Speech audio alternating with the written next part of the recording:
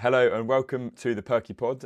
This is my first recorded episode with a guest, and I'm very excited to introduce Archie. Archie went to my uni, Falmouth Uni, and graduated a few years ago. He's a really interesting guy, so I'd love to hand over to him to introduce who are you, Archie, and can you tell us a bit about what you do with your business, ShoreLink, as well? Hello, everyone. Great to be here. And thanks so much for the intro, Ben. So just for some context, guys, my name's Archie Miles. I'm director of an offshore recruitment firm named ShoreLink Limited. We specialize in pairing online experts from the Philippines with a range of different companies based in the UK and more recently US to help them scale more effectively. We also take a lot of pride in the impact that we can create in the space, being able to provide opportunities for online experts based in the Philippines to access high levels of salaries, but also professional development for their own careers in ways that they wouldn't be able to access otherwise. So I was at Falmouth University, much like Ben, on I think a similar course, if not the same, only 2 years ago. And I set up while I was at uni. And since then, I've actually been able to move out to the Philippines, where I'm now based here in Manila. And I've got my own office, which I've set up.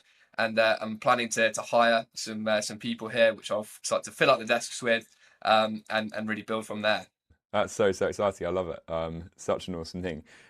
So when you look back, what was the kind of real beginning of ShoreLink and the moment it kind of shifted from being just an idea to actually being a reality and something you were genuinely building?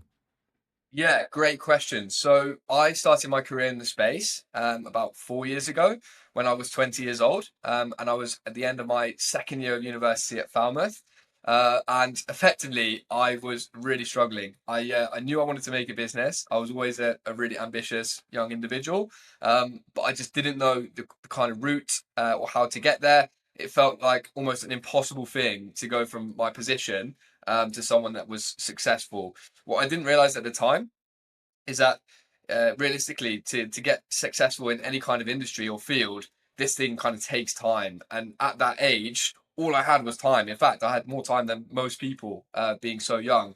And while I was at university, I was listening to a lot of podcasts. I was a delivery driver at the time, delivering Indian takeaway in the local area, which gave me a great time to go and learn as much as I could while I was listening to podcasts. On one of the podcasts I listened to, which was by Stephen Bartlett, Diary of a CEO, which I'm sure many people will have heard of, which was still a very small thing at the time. I heard from Stephen that he actually started his career in sales, and it was the skills that he learned from his initial sales role that gave him the foundation for his career, which everyone knows now is absolutely massive. And I'm a Devon lad, so I grew up in a small town in Devon named Sholden. Stephen's from Plymouth, which is about 45 minutes away. So I really resonated with his story. And when I heard that it was the sales route that gave him the skills to become the man that he is today, I realized that I needed to do the same thing.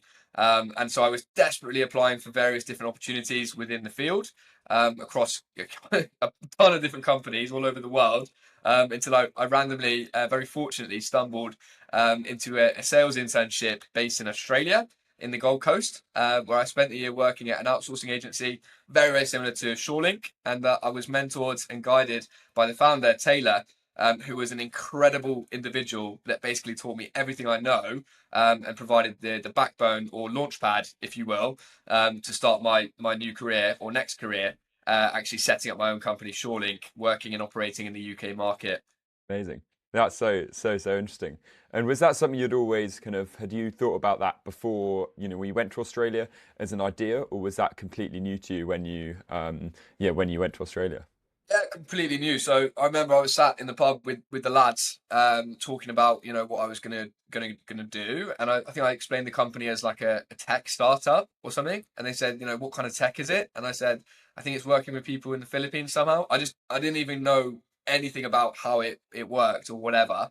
And then when I actually went out there, I realized that effectively we were a recruitment firm.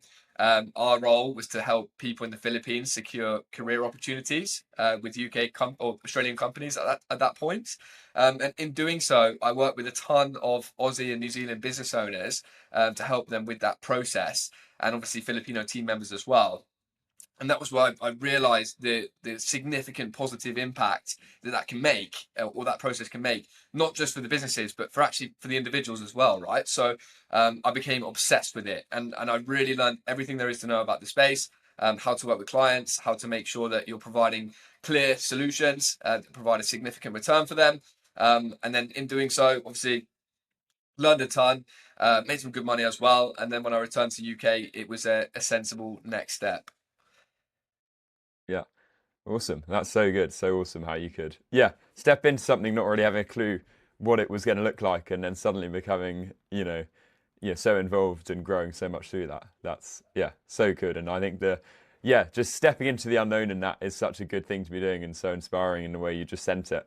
And actually you grew so much through that, not really knowing what was going to happen. I think it's, yeah, really awesome hearing that. And then touching back on the kind of university side, how did university help you in building your business skills? Did it, or were most of the skills you actually learned from like your own research, your own learnings, or while you were out in Australia? So like, how did you find the way uni tied in with actually what you've been learning and realistically applying now? Yeah, it's actually a really great question, and I'm so glad that we're having this conversation now, as opposed to maybe a little bit earlier on, because my opinion has definitely changed with hindsight. So when I first went to uni, I remember I was 18. I was in Spain at the time, due to COVID, and had no idea what I wanted to achieve or what I wanted to do. Also, due to the COVID kind of restrictions, meaning that I couldn't finish my A levels, I had terrible predicted grades, which meant that I didn't have many options in terms of actually going into a good uni. I didn't even know if it was going to be something that I could even do. And I realized that I had no idea what I wanted to achieve, obviously being at that age. But I knew I wanted to get into business somehow, and it made sense to go and sign up for a 3-year course where I could learn, but also have space and time to kind of figure out what my next steps were going to be in terms of setting up the foundations for a really successful career, which I knew I wanted. And in terms of that, 100%, the university provided me with that and then some. I feel like the university experience is so different for every different individual, of course. But for me, I definitely used it as a period to learn as much as I could, about life, about careers, about what people do. And obviously, being around that many different individuals from all over the country for the first time, gave me, yeah, a load of information, which was really, really helpful for me, and connections as well that I still speak to all the time. So from that perspective, it was fantastic. Brilliant. No, that's so awesome to hear, 'cause I think it's interesting. Some people have so many different views on uni, and a lot of kind of people in the podcast space and business and entrepreneurship space are now saying, "Oh, don't go to uni; it's a waste of your time." But then others are like, still think it's a great idea. So I think it's awesome to hear actually how that has been genuinely useful. I've definitely, yeah, definitely found the same. I know that if I hadn't gone to uni, there'd be very different opportunities. I don't know where I'd be. But I think the learnings through uni and also the people you meet, as you said, I think is often more valuable, almost than what you're learning. And I know I'm kind of probably actually more grateful and thankful for the people I've met along the way. But what I've been learning at uni and at Cornwall Business School at Falmouth has also been super valuable, and the lecturers have been amazing and nice, kind of having the smaller class size to actually like draw alongside them, and kind of they can always be like mentors. I'm not sure. Did you find that as a similar experience with the kind of groups you had and stuff, or what was your experience with that? Absolutely, and I'm really glad that you can see that positive, perspective now, because I definitely struggled with that at the time. But looking back, 100%, like I think realistically, your experience at uni is what you make of it. I think that if you go Yeah. into it or you look at uni as something that gives you a certificate, which means that you'll be able to walk into a high-paying job straight away with basically no effort, then that's certainly not going to work out for you. But that was never my approach. I realized that, in life, if you're going to be successful at something, you have to work hard, and you can't just do the same as what everyone else is doing, which is just to effectively be like, look, I'm here, I want my qualification, I'm just going to coast. And then when I get it, I'll figure stuff out. No, I was definitely focused on, constantly looking forward and trying to set up a plan that would ensure my success going after uni, and in the years beyond, which is why I was very grateful and fortunate to find the industry that I've obviously developed my career in now, so early on in that process. Absolutely, yeah. So did you find was your attitude toward it while you were in uni, were you less keen on the kind of university system, or what was the kind of attitude while you were there and getting involved with lectures and assignments and things? Yeah, no, absolutely.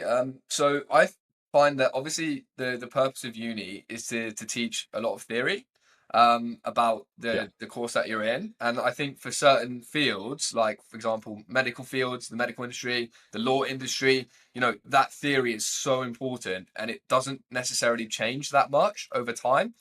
Also, to be a Mm. doctor or a lawyer, you have to have the degree. There's no other way around it. But in the business field, as you know, and most people will know, especially if you're going to be an entrepreneur, you don't necessarily need a degree. It's not a qualifying factor in terms of your success.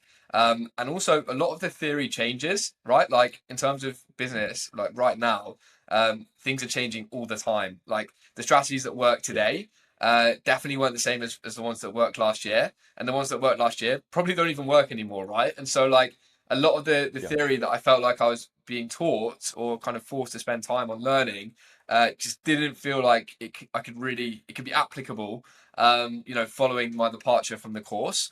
Obviously, with the development of AI and everything, it's just changing the landscape so much. I struggled with it not feeling as up to date as what you could potentially learn outside of the course. But as I mentioned, there was so much value in other areas from the experience that it made up for it tenfold. Yeah, no, that's so interesting too. I definitely agree on that. In the way some of the theory that I'm learning, I can kind of see it's useful, but I can also see its flaws with the way that AI, for example, is just completely changing so much of the landscape of business. So it's definitely, yeah, there's a lot of interesting parts to it. But there's some parts I find that are more on the academic side that you do at uni, you kind of know you've got to do because you're at uni, but actually aren't necessarily things that I'm going to probably genuinely apply to my life. But then again, there's lots that I will, as you said. So yeah, on to the next question. A lot of people kind of have lots of different ideas, but never actually start. So I was just wondering what actually helps you kind of press go and start ShoreLink and start kind of your venture. I mean, it's a great question. I think the in my personal experience, and this might not be the same for everyone, for me, I had to develop a killer instinct from the start. I had to make a decision effectively, which meant that I was in this to be successful no matter what challenges I faced, no matter how little money I had, no matter who believed in me or who said whatever. I was doing this one way or the other, and I didn't care about what anyone else had to say effectively. And what was really fortunate for me about doing this and making that decision while in the university experience was that I didn't face a lot of the challenges other people face while endeavoring on this process, because I didn't have kids, I didn't have a wife, and also I was receiving a loan that paid for my accommodation. So realistically, the worst case scenario was that I was going to be like every other student, right? And it gave me that time and breathing room to go and try a ton of different things, fail at most of them, probably 90% I failed at, be embarrassed, be an idiot, and then obviously experience the benefits of that, which is a ton of learning that you just won't get through reading a book, for example. Yeah, no, I love that. That's so interesting 'cause I think it's so, yeah, so key. There can be so many things you just do start and they do fail, but actually the learnings from that are so valuable. And I'm actually kind of quite, like envious in a way of the fact you've had lots of businesses that have failed and the learnings from that. Because I've kind of only got my current business, Ben Mates, where I make jewelry and blacksmithing work, and that's gone pretty smoothly. There's not been many kind of bumps in the road. And I know actually if I've had major bumps in that, or if I'd set other businesses, like I've always dreamed, like when I was younger, starting drop shipping things, like I think you've done in the past, and actually know that I would have probably failed, but the learnings from that. So I think it's so, yeah, so interesting. What did you think? What were the kind of key learnings you took away from some of those failed businesses? Was there anything you specifically remember that's kind of maybe Yeah, translated to what you're doing now? exactly. Great question. So thanks for asking that. I think, look, like for me personally, I went into the space of trying to start businesses without a clue what I was doing. And some of the most successful businesses are actually super simple. And realistically, like at the very beginning, there's kind of two priorities that you need to focus on, especially like when you're in the early stages of ideation and implementation. Number one is how to get customers, and number two is how to service them to a high enough standard where they want to come back, right? Like that those two things, if you crack those in the beginning, you're flying, right? And so for me, very quickly, I realized that the customers aspect was by far the most important, because you could have the best product and service in the world. If no one's buying it, it's not a business, right? Like, so for me, that was basically the key kind of area that I focused on with all aspects of the various plans that I did. And as I said, like I've tried drop shipping, car sales. I imported technology from China that I tried to sell. I did Facebook Marketplace. You name it, I probably tried it at one point at uni, and I definitely messed it up. But it always came down to that one key factor, which I mentioned, which is actually find customers. And by doing that process again and again across various different industries or niches, I don't know if you could even call what I was doing an industry, to be fair.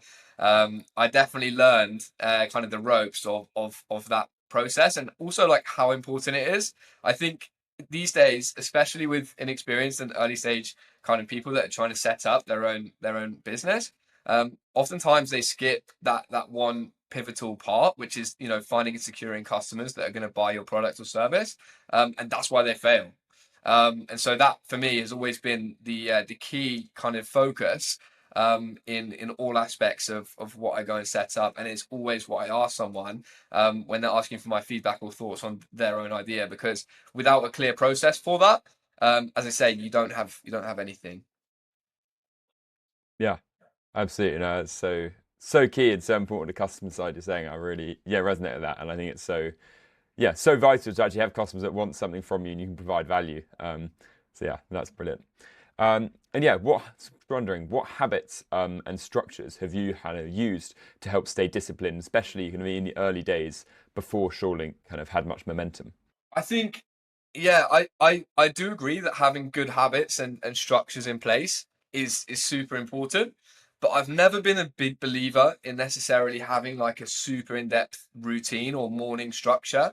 For example, like I've not been the kind of guy to get up, spend 2 hours doing a run and going to the ice bath and the sauna, doing my meditation, doing all this kind of thing before finally getting to work. I've been a lot more focused on action and actually just doing the Yeah, work instead of trying to focus on constantly trying to do stuff that's not work to help you then do the work, right? Like I'm the kind of guy who's just going to get up, have a coffee, and get on with it. And I found that in my experience, yeah, that approach has helped me a lot more necessarily than the person who's constantly spending time refining their process and structures and habits to make sure that they can actually be productive.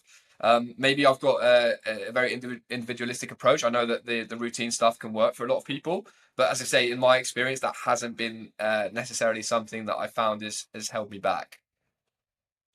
yeah, absolutely. No, I love that. That's so refreshing to hear because I think so many people, rely on their morning routine to be successful or to make things happen. But the fact you can just get up and go and that works for you, I think is so good. And I think it is definitely about kind of finding what works for you. And I'm still in that process, but I've kind of watched plenty of videos about kind of the morning routines and habits, tried to do them and then realized they haven't worked for me.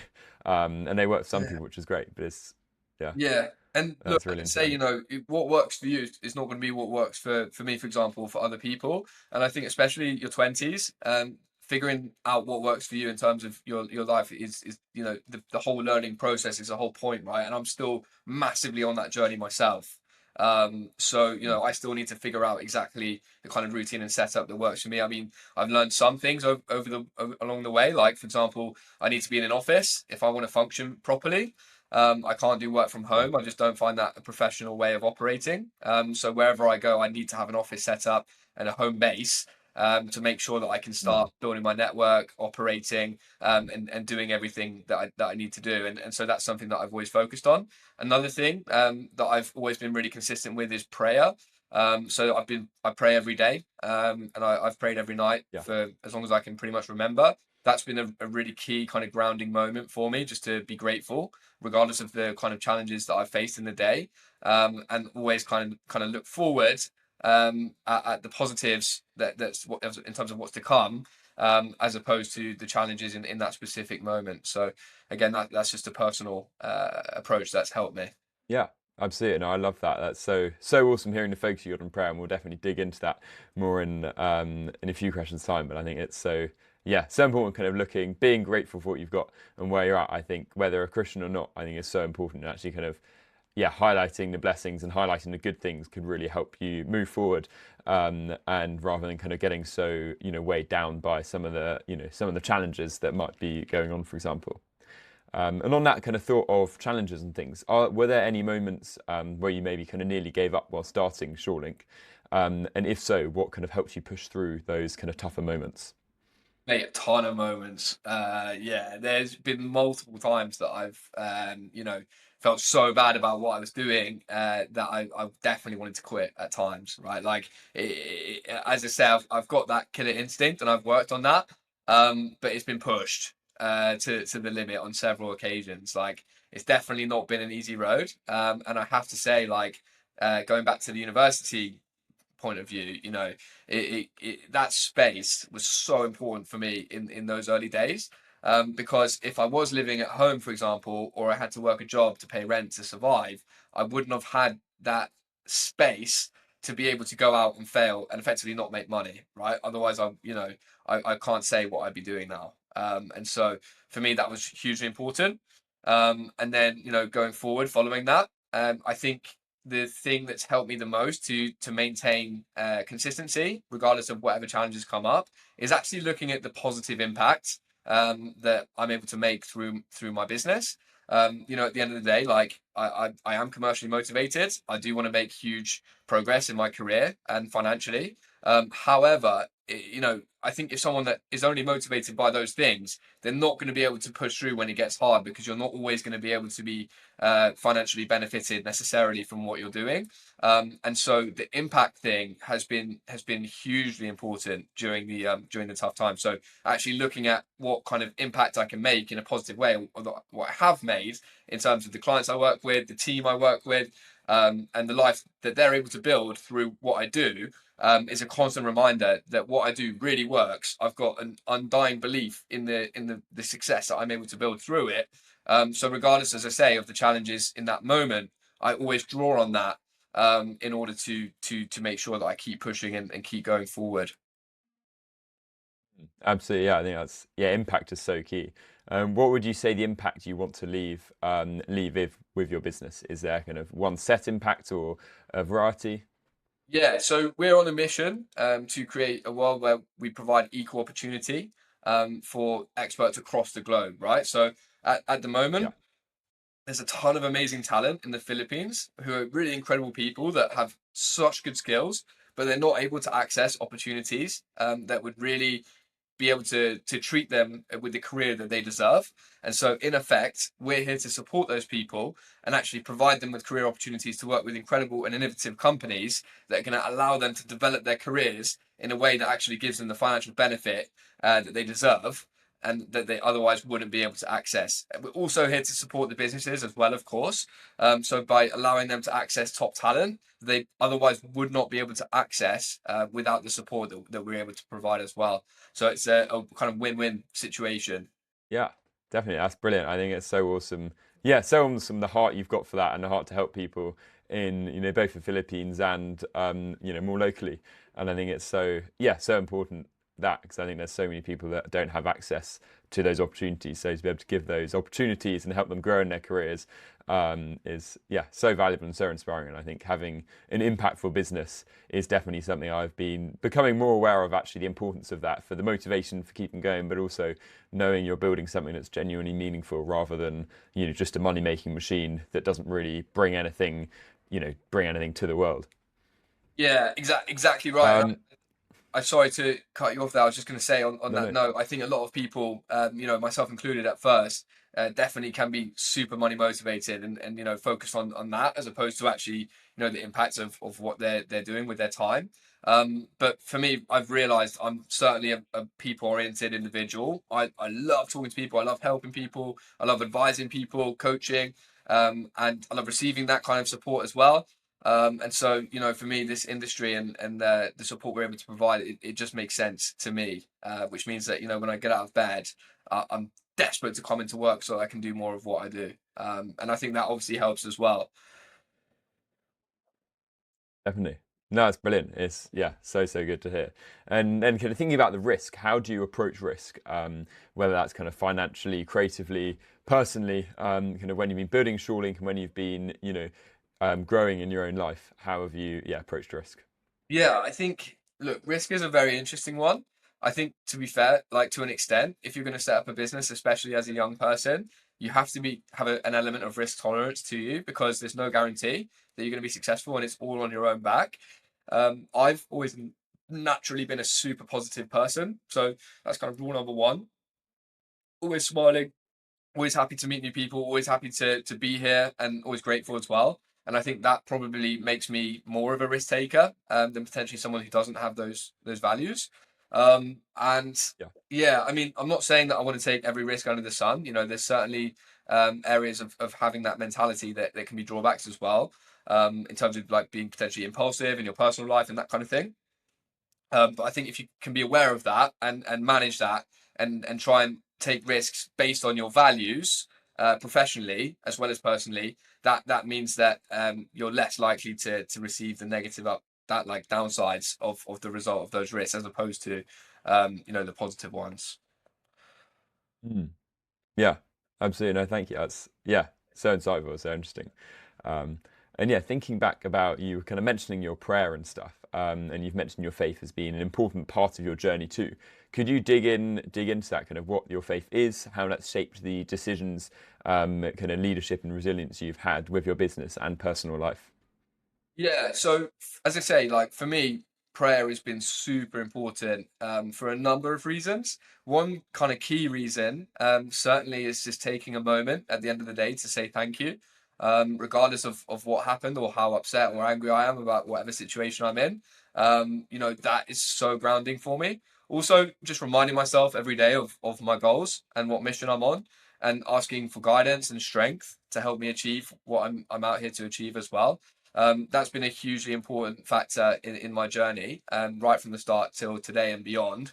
That I will never stop doing, and I definitely feel like there's been huge benefit to that in my journey for sure.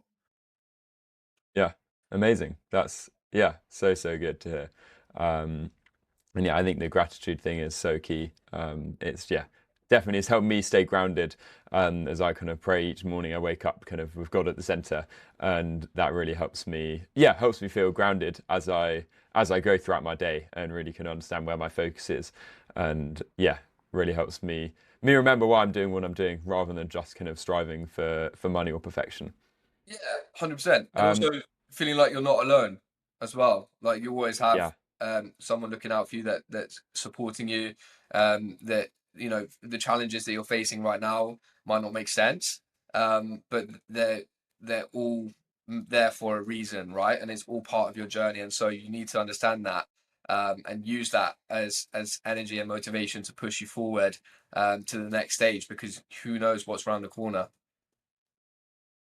yeah, definitely. And I think, yeah, through those tough times, you grow so much. I've definitely found in my life when I've gone through struggles and difficulties, I've actually grown so much through them. And once I'm at the other side, I can often see what God was doing in those situations and how I've grown. And there's some good scripture, I think, in James 1 about kind of growing in perseverance and resilience through those difficult times. And I think that's such a reality in life. And I've so found that whether that's in my business, whether that's in my personal life, the challenges have definitely led to some incredible growth. And it's reminding myself of that in those tougher times has been super important because when I've gone through tough times, realizing actually there's going to be a positive from this in growth rather than something's going wrong so everything sucks. So I think it's that kind of paradigm shift and mindset can really help as well. Fantastic. No, I'm so glad that you've got a similar kind of opinion on that. It's yeah, super helpful. It's like a superpower. Yeah, it really is. It's yeah, such a blessing, and I think it means yeah, the attitude you can go into things can be so different and can be yeah, just change a lot. So it's yeah, it's so good to hear that kind of yeah, that's going on in your life as well. It's brilliant. And then thinking about kind of for students and maybe young creatives who want to start something but feel potentially overwhelmed about starting, what kind of might you say to them and what advice might you have? Another great question. I think to begin with, definitely like don't feel overwhelmed. I think even though that sounds like really silly, straightforward advice because it can be really hard. But what you have to realize is that even the most successful people in the world, your Elon Musk, your Mark Zuckerberg, all these kind of people, they are just people as well, right? Like they wake up in the morning, they have a shower, they have a coffee, and they get on with what they do. And, they're not aliens, and there's no reason why you or I cannot achieve similar levels of achievement, at least even a fraction, which let's be honest, most people would be happy with.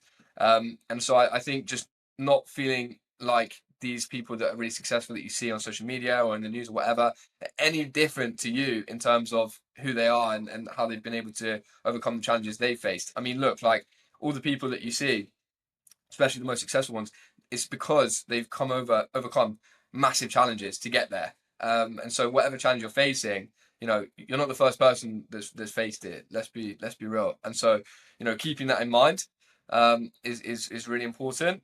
Trying to find other people that are further along in the journey to you has been really important for me as well. Like, getting clear on my goal, what I want to achieve, and then finding people that have been there. In a country like England, we are full of successful people. There's a ton of successful people, especially in the older generations, and most of them really want to help, especially if you're a young person as well. So I recommend seeking support as much as you can from successful people, and just reaching out and not being afraid to ask questions, because for the most part, most people are actually really really happy to answer and support you in your journey as well. Definitely. No, that's so true. And thinking on a practical note, what would you kind of recommend if someone was looking for, mentor or someone to kind of help advise them or kind of help them on their journey? Where might you recommend looking for that? I recommend for someone that's looking at finding a mentor, to again like study what they want to achieve. So figure out what their goal is, whether that's to work in a certain industry or in a certain role. And then firstly, I'd reach out to my personal network. So like friends, family, that kind of thing, to see if they know anyone in that space. Probably will, depending on who you are. If not, you could potentially reach out to other people that you know, maybe go to a place where those people would hang out. For me in Cornwall, I wanted to connect with people that ran businesses, so I went to a golf club. I would chill out there. I'd go on my computer, I'd do my work, I'd have a coffee, I'd play around, and I managed to do some great networking there. I met some great people that were really helpful in my journey. So yeah, looking at who you want to meet firstly, and then finding out where they would hang out, and then going there in person, and then connecting with those individuals. So yeah, that would be probably my practical advice. Yeah. Oh, brilliant. Thank you. That's really interesting. And I love the fact, going along to a golf course, that's such a good practical way of, like meeting people that have, shared interests, and are often really fascinating people there that have, businesses or other things. I think that's, yeah, definitely great advice. I think it's awesome when you go somewhere specific and intentionally, there are so many, amazing people you can meet. And that's such a great example. And thinking, if you were to start over again today, is there anything you'll do differently along your journey? At this stage, I'd probably say no, without sounding like Awesome. No, pretentious. I'm just at the moment, overwhelmed with the kind of support that I've been able to receive, and the success that I've been able to build at this age. I feel really proud of what I've done, and the team that I've built and who I work with, and everything. And so I believe in my head that everything happens for a reason. And so I wouldn't want to change my journey for anything, regardless of what happens. And I think that all bleeds back into that mindset that I've got, about don't focus on the past, focus on the future, and the present, because that's something you can control. Whereas you can't control where you've been or what's happened. That's done. yeah, Do you understand? Do you absolutely. feel the I love same? that. I think at the moment I'm pretty similar. Yeah. I mean, there's, little things along the journey that I think, oh, I could have made the most of these opportunities slightly more.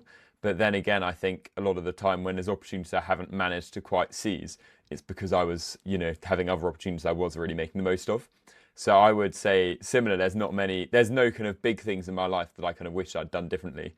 There's little moments that I'm like, oh, in hindsight, I would have done it differently. But actually, hindsight, I think, is quite dangerous in the way you can think, oh, if I'd known what I knew now, I'd have done it differently. But actually, most of the time, in the moment, I'm glad I made the decision I made with the knowledge I had. And I think that's what's most important. Knowing if you've done that, that's the best you can do. And actually looking back, as you said, can be quite dangerous, because you can, now looking back with everything I know, it's a different story. And that's not the reality of what the situation was at the time. So I think it's definitely, Yeah, looking exactly. back Like is valuable, but hard. you could spend all day looking back at the mistakes you might have made, and how sad that is, and what you wish you'd done differently. But mate, we're so young now, that realistically, like, we're still writing our own storybook. And so it really doesn't make sense necessarily to spend too long looking at that. I'm not saying don't have regrets, like, or we all make mistakes, and I'm not saying we shouldn't like look back on that and learn. But yeah, just kind of in terms of whether I would change anything, I'd say no, because everything that happened has Yeah. brought me to this situation, which is where I believe I deserve to be. And I think everyone is mostly where they deserve to be, and we're all a result of our own decisions, right? And so, like, at the end of the day, like, everything happens for a reason, and you can still learn a ton from your situation, even if you're not in a good one. And so that should be able to provide you with the skills or knowledge to at least move forward wherever you are. And so, yeah, there's no point trying to change it. Yeah, definitely. No, that's brilliant. I really love that. And then moving on to the last question, a bit of a deep one, but at the end of your life, is there one thing you want to be glad that you invested in? And are you investing into that at the moment? Probably my health. I feel like, especially if the end of my life is in not a long way away. I think that, realistically, like, health is should be number one. And I've kind Yeah, of prioritized work probably more than I my health in at certain points, and I hope that's not going to be a regret. But yeah, no, I think health probably would be the biggest one. Also yeah, potentially, like, spending time with family and that kind of thing. At this stage, like, I'm still very early on, so it's hard to say what I will and won't regret. yeah, We can all try our yeah, of best, course. but we're all people, and so, I'm sure there will still be mistakes going forward, as with everyone. Yeah.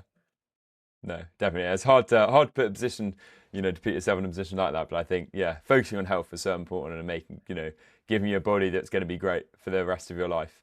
Yeah, Is so important. You feel so much better because of that if you, really invest into your health. So, no, I really, really like that. Thank you so much. And thank you so much for coming onto the podcast and talking about your business, about your journey and growth through that. It's been so fascinating hearing, and yeah, massively appreciate it, and really looking forward to seeing where you go on this journey and seeing what your next steps are.